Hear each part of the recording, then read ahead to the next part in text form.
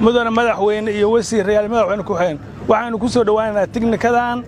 oo aan tiknika qabiil ah haatan aan rabnaa inaan ku wareejino galmudug halganka Soomaalida iyo dib u xoreynta iyo midnimada inay ka qayb gasho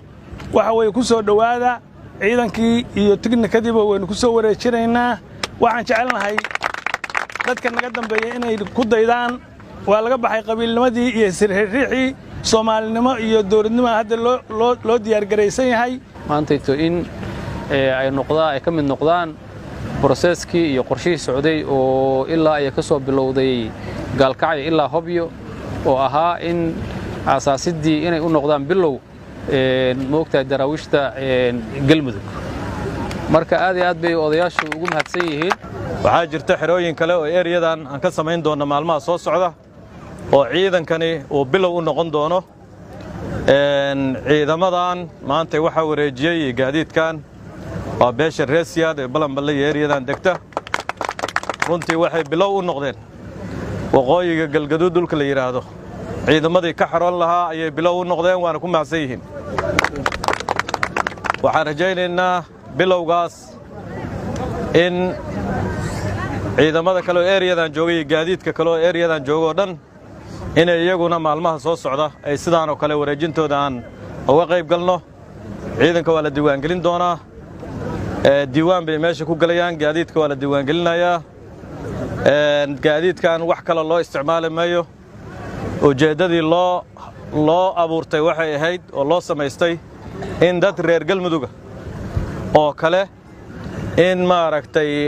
dagaalo iyo dhibaatooyin jira iyo wax la tabanayo reer galmudug difaac iskula jiray ahayd isugu jira ayagu hadda waxaan rabnaa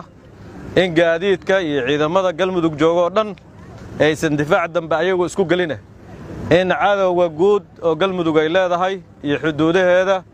iyo dhulkan nala ka haysto weyn oo kooxaha al-shabaabka iyo argagixisadu ay haystaan in halkaas aan xooggeena ku wajahno ciidamadan dhalinyarada ah waxay heli doonaan xaquuq waxay heli doonaan darajooyin ciidan oo ay heer galmudug ah iyo dhammaan wixii xaquuqaad oo ka maqan caafimaad iyo daryeel bay heli doonaan cunno ay heli doonaan wax walba oo qof bini'aadan u baahan yahay bay heli doonaan farxad ayay noo tahay in ciidamada darwiishta galmudug diiwaangelintooda ay waqooyiga galgaduud ka bilaabato gobolka mudug shaqo fiican baa laga soo qabtay haddana galgaduud baa mataqaanaa meel fiican noo maraysa cadaado meel fiican bay maraysaa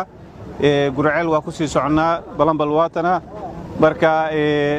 aad baan reer balanballe idinkaga mahadcelinaynaa hawshan aad noo bilowdeen galabta waxay noo tahay runtii fursad weyn maalin weyn bay noo tahay inaan ka soo qayb galnay isugu nimid qaybo ka mid ah hubka beelaha reer galmudug ay haystaan in galabta lagu wareejiyo ciidanka daraawiishta galmudug